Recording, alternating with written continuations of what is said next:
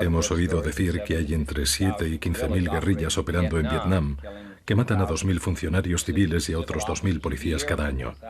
4.000 víctimas. Se han celebrado elecciones en Vietnam, en las que entre un 75 y un 80% de la población apoya al gobierno. Y sin embargo, leemos que Vietnam está en peligro debido a estas guerrillas, llevadas a cabo por un pequeño grupo bien disciplinado y mejor abastecido, desde el otro lado de la frontera. ¿Cómo podemos luchar contra este problema que nos va a acompañar durante toda esta década? Yo creo que será uno de los grandes desafíos que tendrá que afrontar Estados Unidos.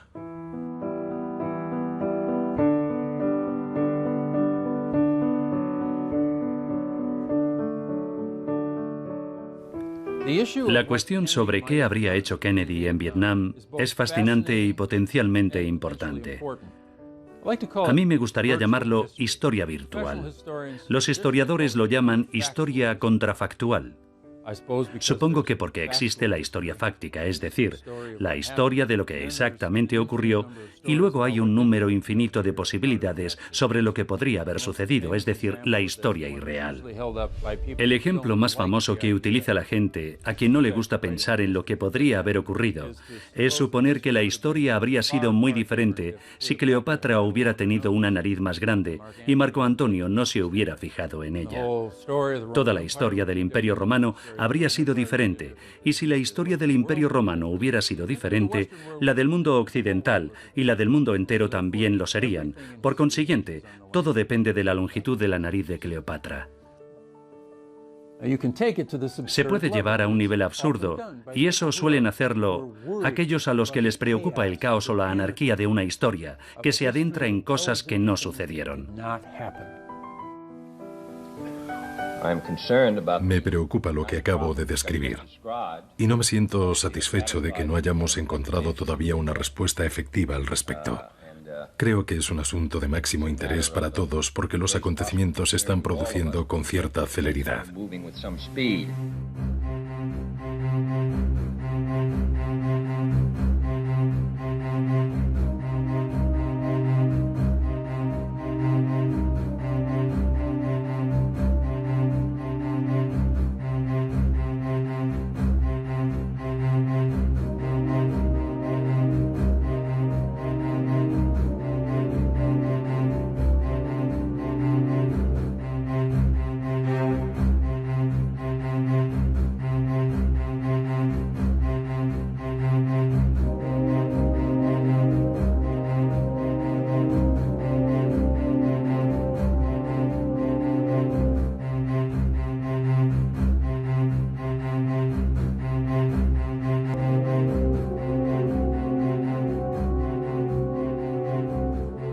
¿Tiene relevancia quién es el presidente cuando se trata de la guerra y la paz?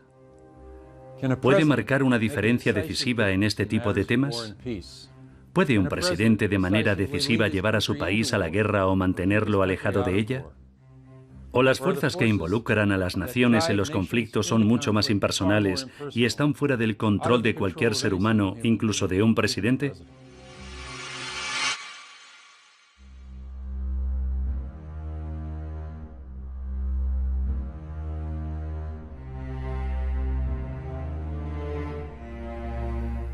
La cuestión sobre lo que Kennedy podría haber hecho, ¿por qué es interesante?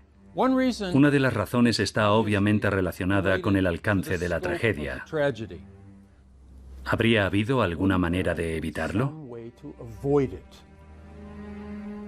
Merece la pena saberlo. ¿Tiene usted personalmente refugios atómicos en cualquiera de las residencias que utiliza con frecuencia? Estoy pensando concretamente en su casa en Hyannis, o en Middleborough, o en Palm Beach, o en Newport. Bueno, no son todas residencias mías, siento decirlo, pero le diría que naturalmente existen medidas para la protección de aquellos que ocupan la presidencia y la jefatura del Estado Mayor Conjunto y otros puestos de responsabilidad en caso de acción militar. Aunque, por supuesto, no existe una respuesta segura para nadie. Obviamente, no se puede construir un refugio en el sentido literal de la palabra, por la cantidad de dinero de la que hemos hablado. Pero podemos proporcionar instrucciones mediante las cuales una familia puede protegerse mínimamente y dar a sus miembros alguna esperanza si se encuentran fuera del área de la explosión y sobreviven a las secuelas. A mediados de noviembre esperamos poder indicar alguna de las medidas que cada propietario puede tomar. Yo creo que estos refugios son muy útiles e importantes. Vamos a atravesar un periodo largo de tensiones constantes con estas peligrosas armas que sin duda van a proliferar.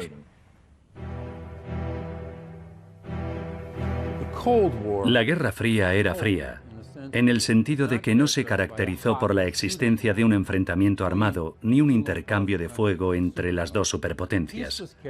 La paz se mantuvo principalmente por la existencia de armas nucleares estratégicas. Cada bando tenía armamento suficiente de este tipo para aniquilar al otro. Por tanto, cualquier conflicto directo implicaba un gran riesgo de destruir una o ambas sociedades, y quizás toda la civilización con ellas.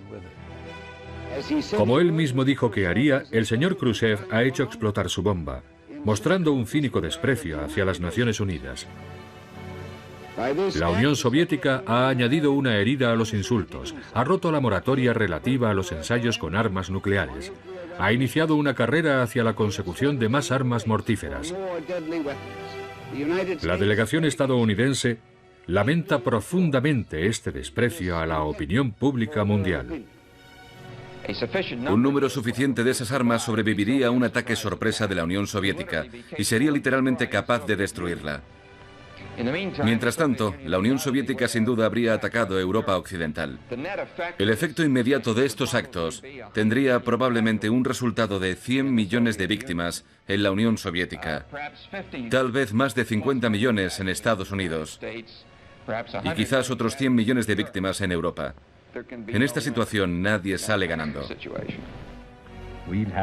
Estamos viviendo, debido al ingenio de la ciencia y a la incapacidad de los hombres para controlar sus relaciones con sus congéneres, en la época más peligrosa de la historia de la humanidad. Cada bando desconfiaba totalmente del otro. Cada bando creía que las dos formas de organizar la sociedad eran incompatibles entre sí.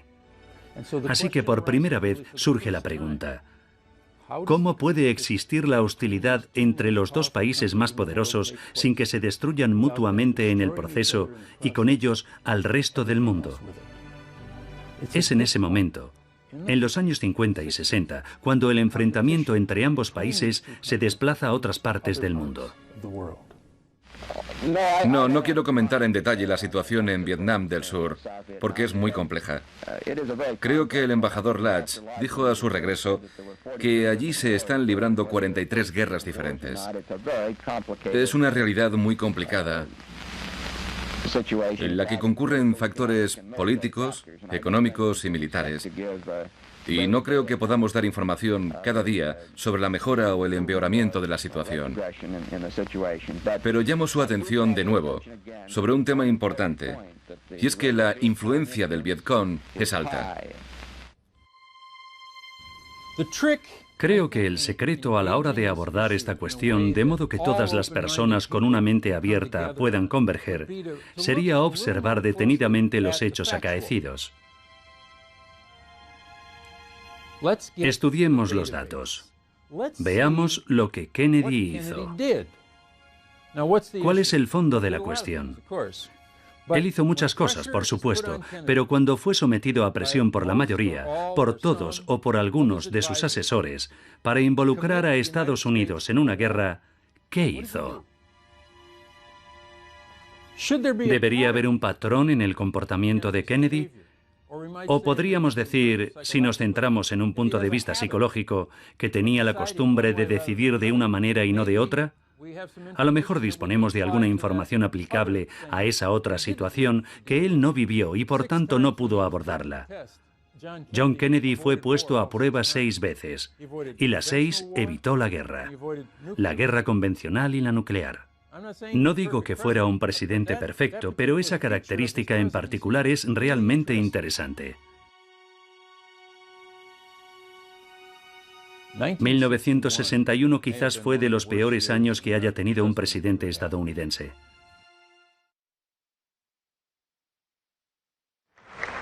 Esos valores ahora estarán presentes. Ahora a este país se le pide un internacionalismo, una misión internacionalista extraordinaria.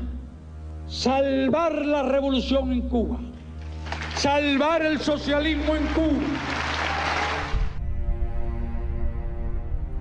Inmediatamente después de que Kennedy fuera investido, se desató de alguna manera el infierno.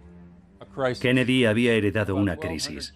Unos 200 exiliados cubanos estaban siendo entrenados en la selva de Guatemala a fin de embarcarles en buques camuflados para que nadie supiera que eran barcos estadounidenses dirigidos a derrocar al gobierno de Castro.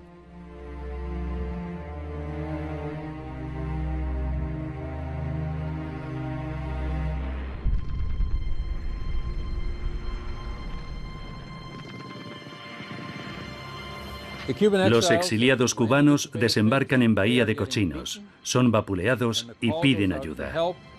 El apoyo está cerca y consiste en buques de tropas estadounidenses que transportan varios miles de marines y que se encuentran a menos de 3 kilómetros de la costa.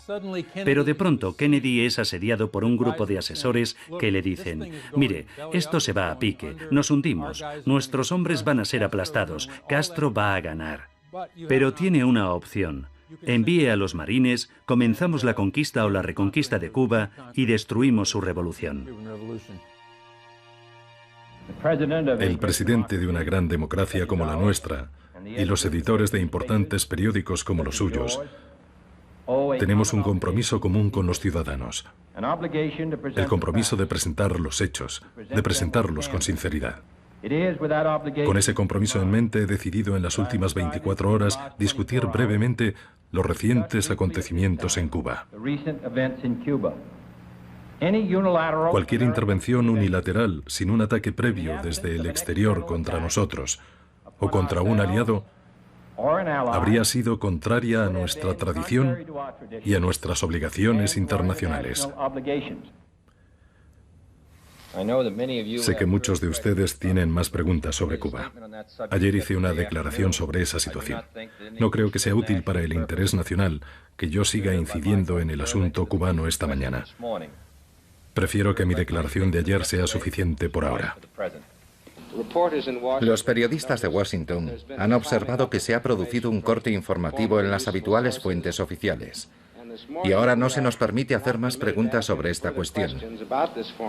¿Por qué no es útil que nosotros investiguemos con usted los verdaderos hechos o las motivaciones que subyacen detrás del asunto? Respondiendo a su pregunta, creo que debemos sopesar cuánto podemos contar sin perjudicar a los intereses de Estados Unidos. Uno de los problemas de las sociedades libres y que no tienen las dictaduras es el de la información. Una buena parte se ha impreso en papel. No me sorprendería que aquellos de ustedes que son miembros de la prensa tengan una gran cantidad de sesiones informativas en los próximos 2 días con personas y organismos interesados. Hay un viejo dicho que reza: la victoria tiene 100 padres y la derrota es huérfana. Y no me extrañaría que se les proporcione información en relación a las recientes actividades. Pero yo le diría, señor Vanocca, que por mi parte ya he dicho todo lo que se puede decir en relación a los acontecimientos de los últimos días. La ausencia de más declaraciones o debates al respecto no es por eludir mi responsabilidad, sino al contrario, cumplo con mi papel como responsable del gobierno.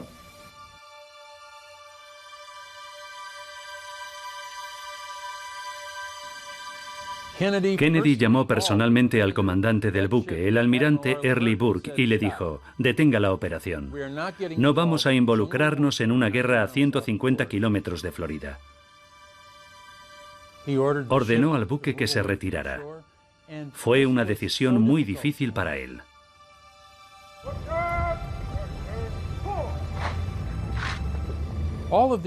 Todos aquellos hombres eran veteranos de la Segunda Guerra Mundial, de la Guerra de Corea y de la Guerra Fría en los años 50.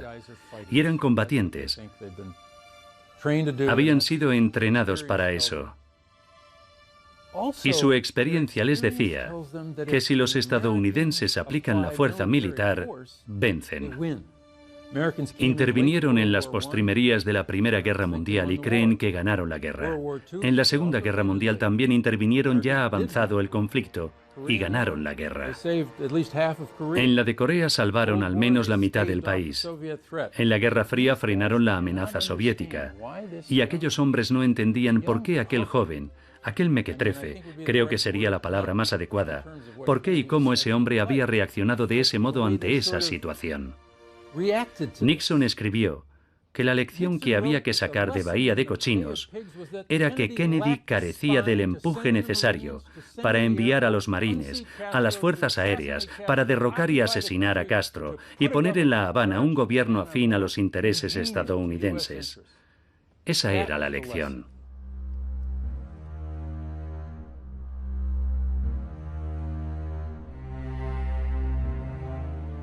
Corrieron rumores de abrir un proceso de destitución.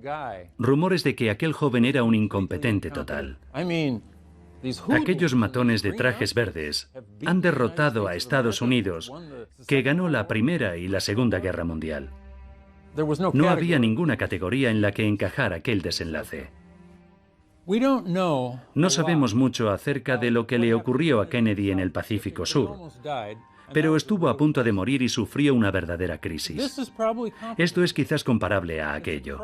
Es una crisis personal, una crisis en su presidencia que apenas se ha podido controlar, y es una crisis en lo que respecta a la credibilidad de Estados Unidos. Yo creo que fracaso es la palabra que mejor define la situación. Kennedy ha fracasado y sabe que él mismo será percibido como un fracaso.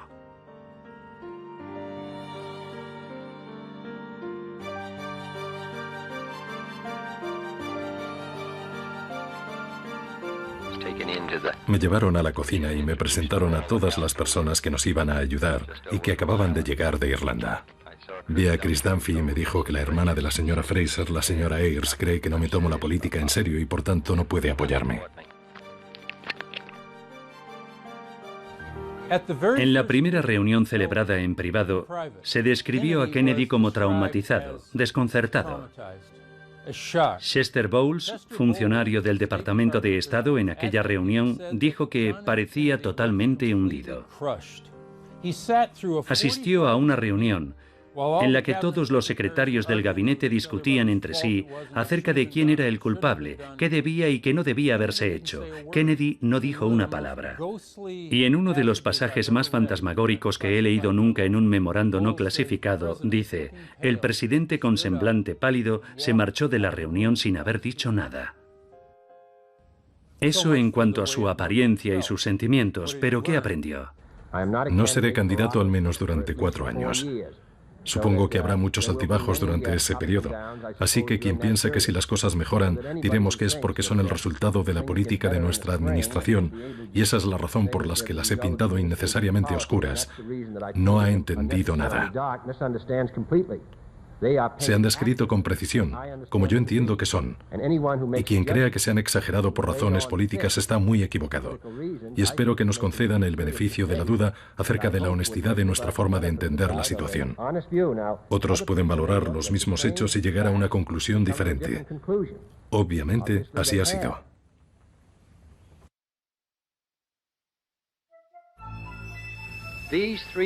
Estos 3 mapas muestran la zona de control real comunista, tal y como era en el pasado agosto. Y las partes coloreadas en la esquina superior derecha representan las áreas dominadas por los comunistas en ese momento. Y ahora en el siguiente mapa, en diciembre de 1960, hace 3 meses, la zona roja se ha expandido. Y desde el 20 de diciembre hasta el momento presente, finales de marzo, los comunistas controlan un sector mucho más extenso del país. Lamento decir que el transporte de aviones soviéticos a gran escala trasladado a la zona de combate, ha sido notable. Además, se ha proporcionado un grupo completo de apoyo de especialistas en combate, principalmente del Vietnam del Norte comunista, y armas pesadas desde el exterior. Quiero dejar claro al pueblo estadounidense y a todo el mundo que lo único que nosotros queremos en Laos es la paz, no la guerra. Un gobierno verdaderamente neutral, no un peón de la Guerra Fría. Un acuerdo alcanzado en la mesa de conferencias y no en el campo de batalla. Damas y caballeros, creo que ya es suficiente. He dicho todo lo que tenía que decir. Señor Gromyko, ¿la Unión Soviética llegará a un acuerdo para el cese del fuego en Laos? Hemos tocado ese asunto en nuestra conversación. No tengo nada que decir públicamente en este momento. ¿Irá el señor Rusk a la reunión de senadores en la que se preparará la petición de una declaración de guerra en caso de que sea necesario el empleo de armas de fuego? Parece que los comunistas nos obligan a estar a la defensiva en varios frentes. ¿Puede decirnos cuánto tiempo está dispuesto a esperar este gobierno antes de proponer una nueva acción para resolver esta crisis continua? Una crisis terrible con otra crisis emergente en un país llamado Laos, un reino montañoso sin litoral. La CIA informó de que la Unión Soviética estaba dando apoyo evidente y considerable al Pathet Lao, la insurgencia comunista en Laos, y a menos que Estados Unidos hiciera algo al respecto, los comunistas ocuparían Laos y el dominó caería. Otro país pasaría a ser comunista, y este país limitaba con Vietnam del Sur, a quien Estados Unidos estaba apoyando y financiando. Así que sus asesores militares y civiles le dijeron: no puede permitir que eso suceda. Sabemos que desconoce dónde está ese país y qué es lo que está ocurriendo, pero tiene que demostrar a los rusos que vamos en serio. Y Kennedy lo hizo. Ordenó a parte de sus tropas que abandonaran los barcos y se dirigieran a la frontera tailandesa con Laos. Y eso fue todo lo que hizo. Ni un solo soldado pisó el suelo de Laos. Pero al mismo tiempo, inició conversaciones con el Kremlin directa e indirectamente. Estamos llevando a cabo negociaciones con muchos países para comprobar que hemos utilizado todas las vías posibles para garantizar una solución pacífica. Y en mayo, tras un breve periodo de 2 meses, se produjo un alto el fuego. Las tropas estadounidenses que nunca habían entrado en Laos emprendieron la retirada y se marcharon. Los soviéticos, en mayor o menor medida, subieron a sus aviones y regresaron a la Unión Soviética, y comenzó una negociación que concluyó con un tratado que proporcionaba una solución neutral para Laos.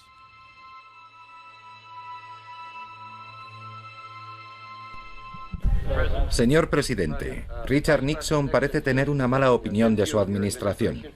Ayer en un discurso dijo que nunca en la historia de Estados Unidos un hombre había hablado con tanta grandilocuencia y actuado tan poco. ¿Tiene algo que decir? No, no haré ningún comentario sobre el señor Nixon. Ha estado muy atareado. Y le comprendo por los problemas que tiene para viajar y por otros tantos más. Pero no voy a responder a eso. Estamos haciendo todo lo que podemos. Seguiremos haciéndolo hasta 1964 y entonces veremos cuál es la situación.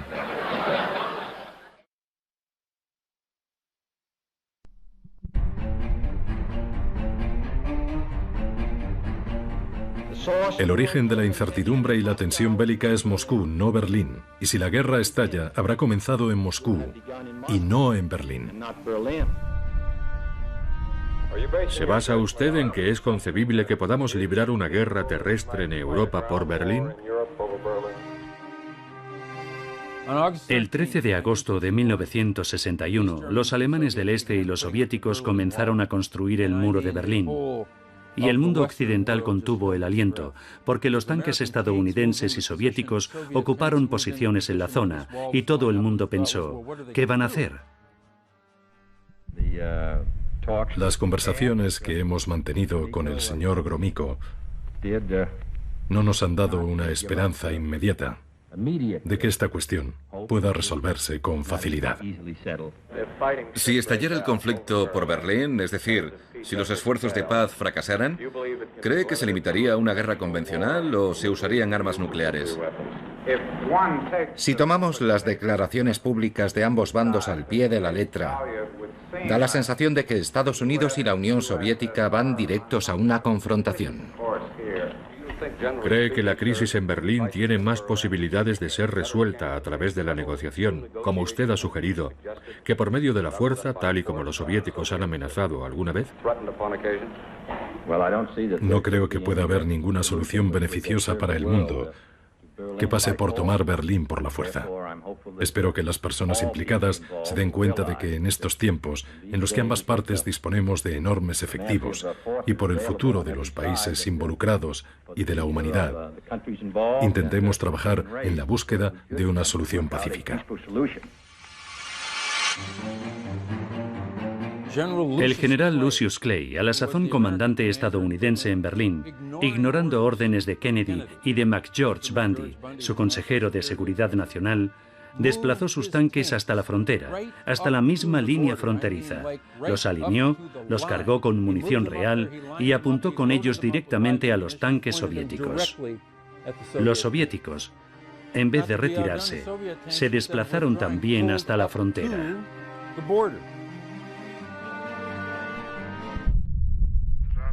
Tenía la impresión de que usted había pedido que se hiciera eso. ¿Y de dónde sacó esa impresión? De Jim Greenfield. Espere un momento, Pierre está conmigo. Dice que tenía la impresión de que nosotros habíamos pedido que se hiciera eso.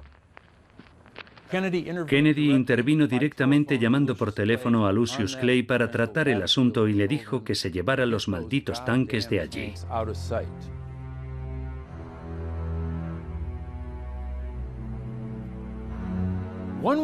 Una forma de lidiar con el asunto habría sido la confrontación, lanzar un desafío a Khrushchev para que se retirara y prepararse para la guerra. Pero de hecho fue Khrushchev quien adoptó ese enfoque. Lo que él quería era que Kennedy ordenase a las fuerzas estadounidenses que abandonaran Berlín Oeste, se retiraran a Alemania Occidental y le dieran lo que consideraba su derecho como conquistador soviético en la Segunda Guerra Mundial, es decir, toda Alemania dentro de las fronteras de Alemania del Este. Khrushchev dijo una vez que eso sería como tener un trozo de la Unión Soviética en Iowa. Estados Unidos no lo aceptaría. Y no le faltaba razón. Y sin embargo, Berlín Occidental era visto como un baluarte, una especie de prueba de valentía en Occidente. Y mientras los asesores de Kennedy le decían, no puede permitir que se salga con la suya, Kennedy se dejó llevar por la inercia de los acontecimientos. Sabemos que en su fuero interno agradeció la construcción del muro. El muro evitó que un gran número de personas fueran abatidas a disparos al intentar cruzar la frontera que separaba Berlín Oriental del Occidental. Es triste y muy conmovedor que tanta gente quedara atrapada detrás del muro, pero Kennedy tenía que pensar de alguna manera en términos más amplios para evitar la guerra, y aunque no tuvo nada que ver en la construcción del muro, no intentó derribarlo. ¿Tomó usted la decisión de que nuestro país no empleara la fuerza para impedir la construcción del muro de Berlín? Y si tuviera que volver a hacerlo, ¿tomaría la misma decisión o cuál habría sido la alternativa? Se nos acusa de no mantener una postura firme respecto a la disuasión nuclear y también de no haber convencido a los dirigentes de la Unión Soviética de que estamos dispuestos a un choque de fuerzas en Berlín o en cualquier otro lugar. Al mismo tiempo, el presidente nacional del Partido Republicano ha dicho que la administración mantiene una actitud de apaciguamiento hacia el comunismo en todo el mundo. ¿Le ha molestado lo que se ha descrito como una crítica partidista de su política exterior? También se ha dicho que algunos miembros de su administración, incluido posiblemente usted mismo, han sentido que las críticas republicanas contra la política de apaciguamiento han reducido el margen de maniobra con el que podían contar a la hora de negociar con los rusos. ¿Va a hablar de esto? No, voy a intentar, como ya he dicho, proteger nuestros intereses y ver si es posible llegar a un acuerdo en esta materia para evitar una guerra que conllevaría una enorme destrucción para millones de ciudadanos estadounidenses y de otros países. Vamos a continuar en esa línea. Haremos todo lo que esté en nuestra mano y ya veremos lo que sucede. Todo el mundo es libre de lanzar los ataques que considere oportunos. Aunque creo que en estos momentos sería de más ayuda para la nación presentar alternativas constructivas y sugerencias para líneas de acción optativas, y no declaraciones que arrojan poca luz sobre asuntos complicados y peligrosos. No obstante, nunca me atrevería a sugerir que la batalla dialéctica entre el Comité Republicano y el Comité Demócrata deba cesar. Un día los funcionarios estadounidenses se sienten alentados por las perspectivas. Al siguiente leemos que están desanimados y abatidos. Un día vamos hacia adelante y al otro retrocedemos. Señor presidente, ¿la situación real fluctúa tanto? Y como experiodista antes de convertirse en presidente, ¿cómo la describiría? Bueno, muchos periodistas tienen mala suerte y yo tuve...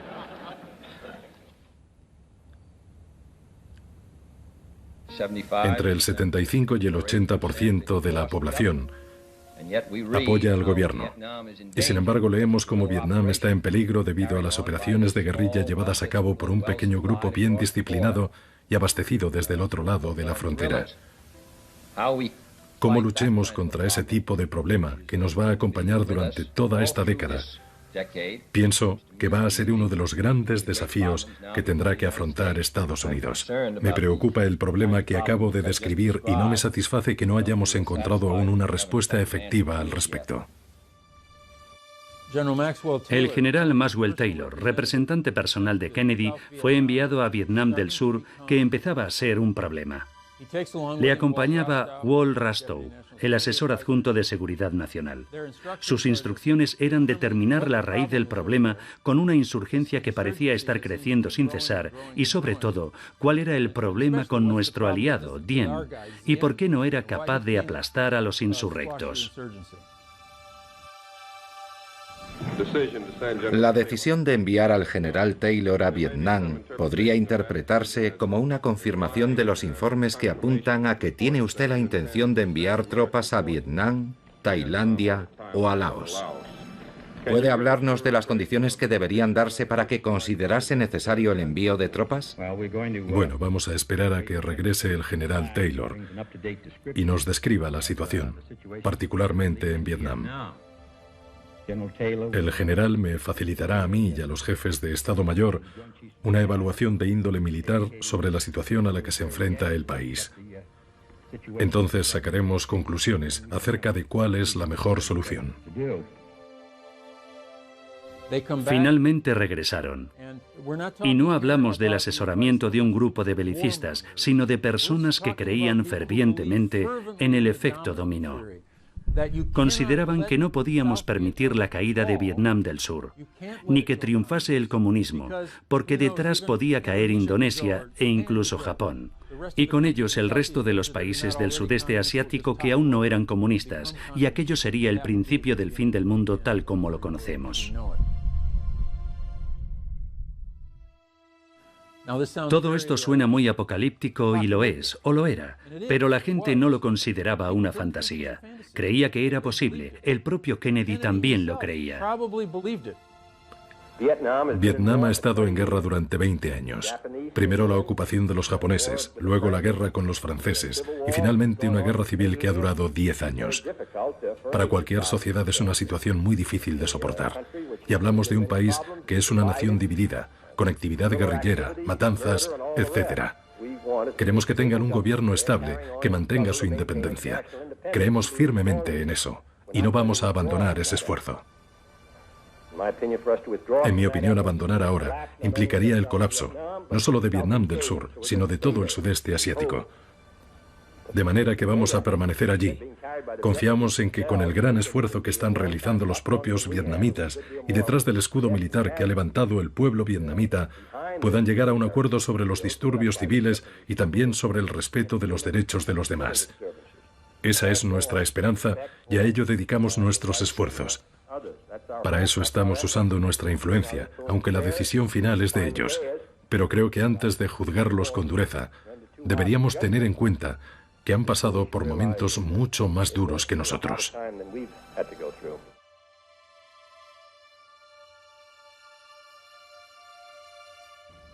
Todos los consejeros, incluidos los asesores militares y civiles, tenían la sensación de que Kennedy era una incógnita.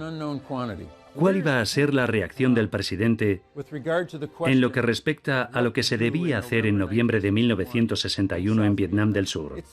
Para ellos estaba muy claro lo que había que hacer.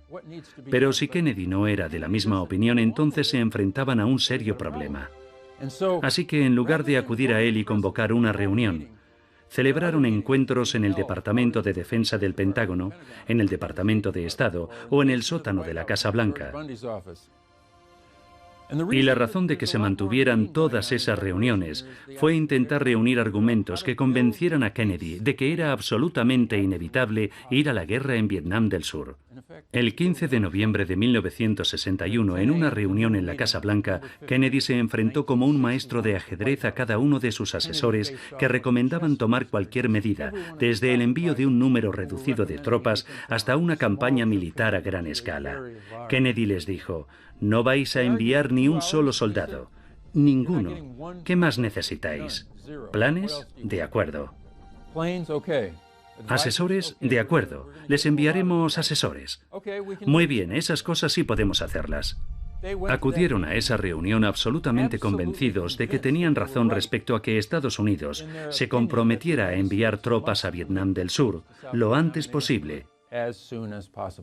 Y Kennedy dijo no. Con motivo de la celebración del Año Nuevo, mis compatriotas estadounidenses y yo enviamos nuestros mejores deseos de prosperidad y bienestar para el gobierno y el pueblo de Vietnam. En América, confiamos sinceramente en que el Año del Tigre traerá nuevamente la paz a Vietnam. Su antecesor en el cargo se definía a sí mismo como un político moderado. Creía en un enfoque centrista de los problemas. ¿Cómo se define a sí mismo políticamente y cómo a su filosofía política? Bueno, yo no me considero a mí mismo nada más que como un demócrata que ha sido elegido presidente de Estados Unidos. Y espero ser un presidente responsable. Esa es mi intención.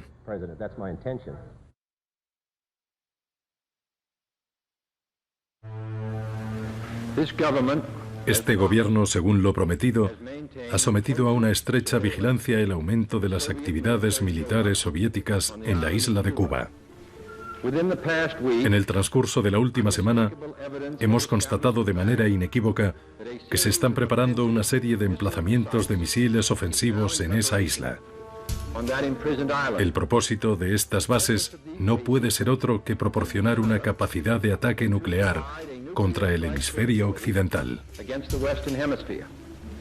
El jueves pasado, cuando las pruebas de este aumento de la actividad militar estaban ya en mis manos, Gromyko, el ministro de Asuntos Exteriores soviético, me comunicó que había recibido instrucciones para dejar claro una vez más, como según dijo ya había hecho su gobierno, que la asistencia de la Unión Soviética a Cuba, y cito, persigue únicamente el objetivo de contribuir a la capacidad defensiva de Cuba. Y añadió que la formación prestada por especialistas soviéticos a los ciudadanos cubanos en el manejo de armamento defensivo no tenía ninguna intención ofensiva. Y de no ser así, continuó el señor Gromyko, el gobierno soviético jamás se implicaría en prestar dicha asistencia. Fin de la cita. Esta afirmación también era falsa. Señor presidente, presento hoy una resolución ante este Consejo de Seguridad destinada a encontrar una manera de salir de esta situación calamitosa.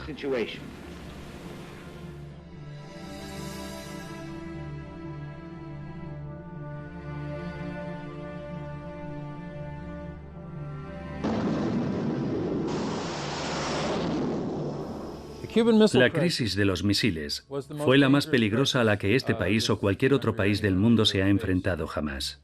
Hubo muchos momentos durante los cuales un presidente que no hubiera sido tan prudente o escéptico como Kennedy habría tomado medidas, habría enviado buques de guerra o habría atacado determinados objetivos. El que haga referencia a mi discurso proporciona un titular de prensa en el que se dirá que Estados Unidos planea nuevas medidas. Ya acordamos que cualquier declaración sobre las actividades militares soviéticas en Cuba debía partir únicamente de la Casa Blanca y que no comentaríamos las medidas que vamos a adoptar. Cuando haces referencia a mi discurso, les estás indicando que pensamos tomar nuevas medidas. Tenemos que controlar este tipo de situaciones, Link, porque es un asunto muy delicado y quiero que la información salga de la Casa Blanca. Sí. De mí, a Salinger, a tu gente y a Sylvester. Sí. Y ningún detalle sobre la crisis cubana debe salir de aquí hasta que pase por Salinger y por mí. Porque no quiero ser crítico. Pero el problema es que cuando dices que se van a tomar nuevas medidas, todos preguntan ¿qué medidas? Y se produce una escalada en el espacio de un par de días para la que no estamos preparados. Sí, lo siento. Así que tienes que andarte con pies de plomo. No puedes referirte a discursos anteriores porque eso les da un nuevo titular. Y todos los periodistas van a establecer una relación entre el comunicado de Pierre Salinger sobre los misiles y tu comentario sobre las nuevas medidas. Y será una situación que no podremos controlar, ¿vale? Lo lamento, señor. Vale.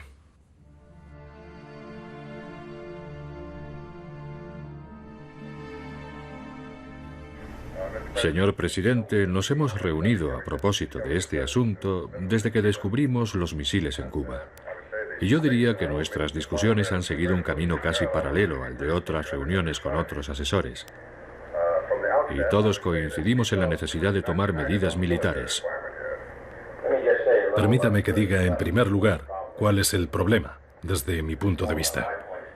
Si atacamos las bases de misiles o a Cuba, de alguna manera les daría a los soviéticos el pretexto para tomar Berlín, tal como hicieron con Hungría después del ataque anglo-francés a Egipto. Quedaríamos como los estadounidenses de gatillo fácil que perdieron Berlín. No tendríamos el apoyo de nuestros aliados y afectaría la actitud de los alemanes occidentales hacia nosotros. A ellos Cuba les trae sin cuidado, les preocupa Berlín, así que nos acusarían de poner en peligro sus intereses y su seguridad. Permítame que insista, quizás con demasiado énfasis, en que no nos queda otra opción que la acción militar directa. En cuanto a la situación de Berlín, no comparto su opinión de que si atacamos Cuba, ellos atacarían Berlín. ¿Cuál cree que sería su respuesta? No habría ninguna. La situación en Berlín sería la misma. Si hacen cualquier movimiento, nosotros responderíamos de inmediato. Es evidente que pueden intentar tomar Berlín. Puede que sea un riesgo que tengamos que asumir, pero... La historia es de otra forma, señor presidente. No hay otra salida. El bloqueo y la acción política conducirán inevitablemente a la guerra. No veo ninguna otra solución. Esta postura es casi tan negativa como la política de apaciguamiento en Múnich. Creo que el bloqueo y las conversaciones políticas serán considerados por muchos de nuestros aliados y países neutrales como una respuesta claramente débil ante esta crisis. Y estoy seguro de que muchos ciudadanos opinarían lo mismo. Está usted en una mala posición, señor presidente. ¿Cómo ha dicho? Que está en muy mala posición. Usted lo está conmigo. He ordenado que se tomen de inmediato las siguientes medidas iniciales. Una cuarentena estricta de todos los equipos militares enviados por mar a Cuba. Cualquier tipo de buque con destino a Cuba que transporte armas será obligado a retroceder. Será política de esta nación considerar cualquier misil nuclear lanzado desde Cuba contra cualquier nación del hemisferio occidental como un ataque de la Unión Soviética hacia Estados Unidos, que requerirá una respuesta en represalia contra la Unión Soviética. Hago un llamamiento al presidente Khrushchev para la estabilización de las relaciones entre nuestros países. Tengo varias declaraciones que hacer. Hoy el presidente Khrushchev me ha informado de que todos los bombarderos y R-28 situados en Cuba serán retirados en el plazo de 30 días.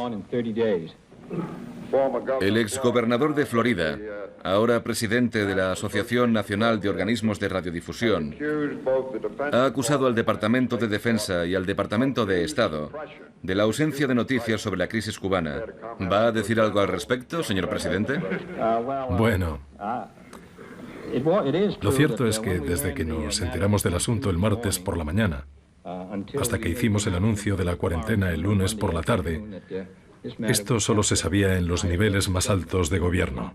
No hicimos ninguna declaración pública al respecto. Yo volví a Washington el sábado porque tenía un viaje de campaña que iba a ocuparme hasta el domingo por la noche.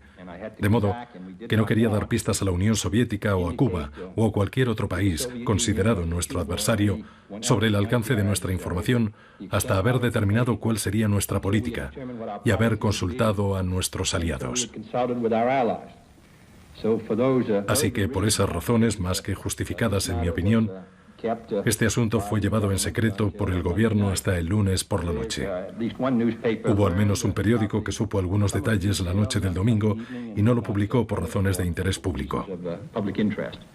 No creo que deba pedir disculpas por ello. Habría sido un gran error y quizás un desastre que la noticia se hubiese filtrado cuando todavía no estábamos seguros del alcance de las actividades soviéticas en Cuba, ni de nuestra respuesta, y cuando no habíamos consultado con aquellos de nuestros aliados que se podrían haber enfrentado a grandes dificultades a causa de nuestra acción. A partir del domingo, hemos levantado en la medida de lo posible las restricciones sobre la información. Y como lector que soy de un buen número de periódicos, me parece que la mayoría ha reflejado con bastante precisión el estado de las negociaciones con la Unión Soviética.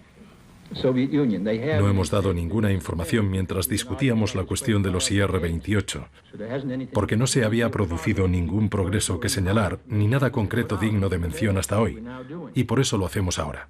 Ahora bien, si los procedimientos establecidos cuyo único fin era proteger los intereses de Estados Unidos se están utilizando de manera contraria a la libre circulación de información, entonces cambiaremos los procedimientos. El otro día, Khrushchev declaró que los comunistas podrían incluso aprender algo de los capitalistas y que tenía unas pocas palabras amables respecto a la búsqueda de beneficios. ¿Le concede alguna relevancia a estas declaraciones? No, yo no.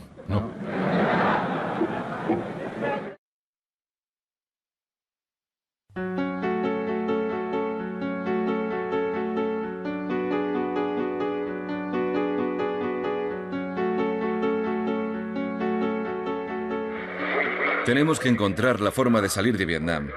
Y esta es una manera de hacerlo. Dejar fuerzas allí cuando no se necesitan me parece una inutilidad. Y solo servirá para acentuar tanto sus problemas como los nuestros. Tenemos que salir. Debemos mostrar al país lo que eso significa.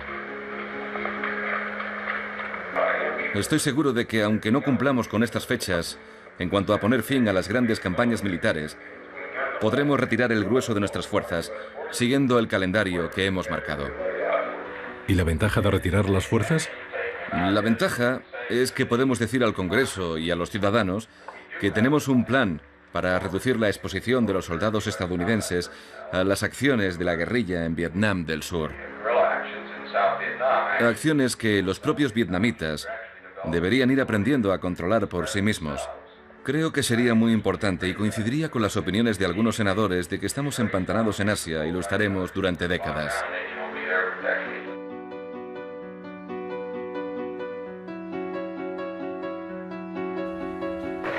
Bueno, el único problema es que si sale mal, para la opinión pública la retirada parecería ilógica. Tendría que anunciarse formalmente si decidimos llevarlo a cabo. Pero luego habría que dejar claro el tema de la cantidad. Vamos a seguir adelante y lo haremos sin hacer una declaración formal al respecto. De acuerdo. El senador Golgota ha acusado a su administración de falsear las noticias con el fin de perpetuarse en el poder. ¿Qué opina al respecto? ¿A qué se refería? Estaba dando un discurso en el Club Nacional de Prensa de la Mujer. Y según su punto de vista, usted y su administración están manipulando las noticias para poder perpetuarse en el cargo. Bueno, como he dicho antes, creo que sería poco prudente en este momento contestar al senador Goldwater. Estoy seguro de que hará muchas acusaciones, incluso más graves que esta, en los próximos meses. Además, esta última semana ha estado muy ocupado vendiendo sus libros, sugiriendo que debería darse permiso a los comandantes militares en el extranjero para que usen armas nucleares, atacando al presidente de Bolivia mientras visita Estados Unidos e involucrándose personalmente en las elecciones griegas. Así que creo que no sería justo por mi parte responderle esta semana. Señor presidente, volviendo a lo de la reducción de tropas, ¿han previsto alguna medida en el lejano oriente, especialmente en Corea? ¿Y han acelerado la retirada de Vietnam? Cuando el secretario McNamara y el general Taylor regresaron de Vietnam, anunciaron que estaba prevista la retirada de 1 millar de hombres de Vietnam del Sur antes de que finalice el año. Y ha habido algún comentario también del general Harkins. Si no hay contratiempos, ese será el plan previsto. El primer contingente estaría compuesto por 250 hombres que no estén involucrados en operaciones de primera línea. Sería nuestro deseo disminuir el número en 1 millar, mientras se intensifica el entrenamiento que se está llevando a cabo en Vietnam del Sur. Debería comenzar a hablar dentro de 7 u 8 minutos, y tiene previsto hacerlo durante 20 minutos. Sin embargo, tiene una agenda tan apretada que visitará Dallas en menos de 2 horas y media. Está previsto que salga de aquí en un coche abierto. La caravana presidencial recorrerá la avenida Lemon. Luego bajará por Cedar Springs hasta Harwood, pasará por Main Street y saldrá por la autopista Stevens hasta el Trademark. Aquí está el presidente.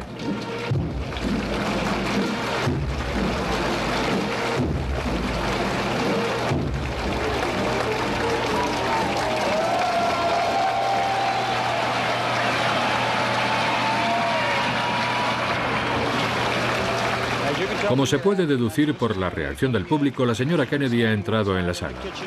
Ha estado en la cocina aguardando a que finalizara la presentación de los invitados de la mesa principal. Ahora se dirige a la parte frontal del salón. Para las mujeres del público lleva un traje de color rosa con solapas negras. No sé muy bien de qué tejido está hecho, pero parece de ganchillo. Hace 2 años les dije que me había presentado en París como el acompañante de la señora Kennedy. Y estoy teniendo una sensación muy parecida mientras viajo por Texas.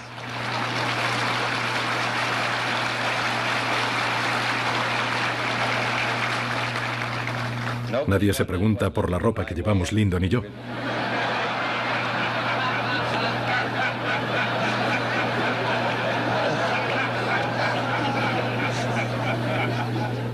Este es un mundo peligroso e incierto.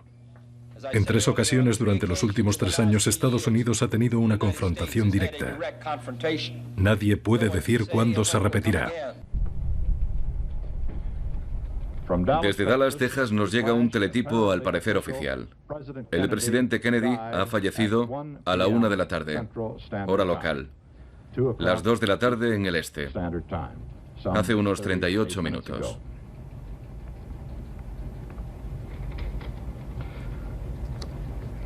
El vicepresidente Johnson ha abandonado el hospital de Dallas, pero no sabemos hacia dónde se dirige. Presumiblemente, jurará el cargo en breve para convertirse en el 36º presidente de Estados Unidos.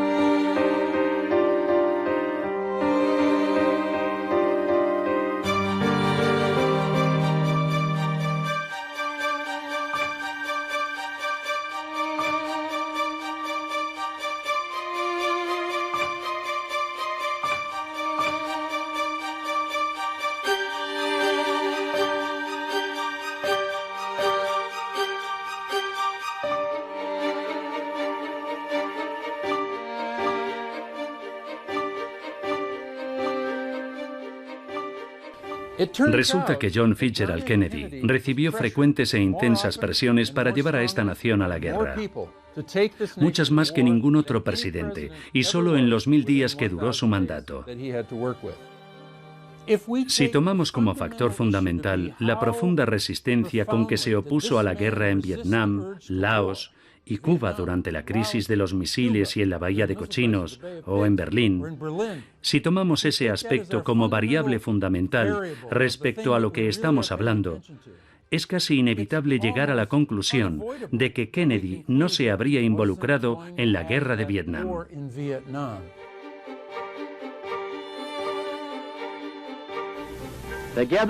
Juntos salvaremos nuestro planeta o juntos pereceremos en sus llamas.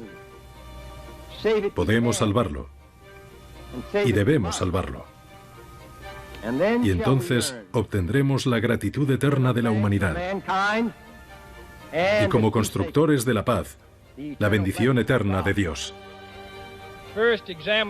En primer lugar, examinemos nuestra actitud hacia la paz en sí misma.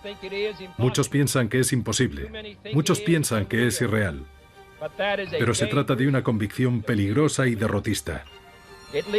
Lleva a la conclusión de que la guerra es inevitable, que la humanidad está condenada al fracaso y que estamos dominados por fuerzas que no podemos controlar.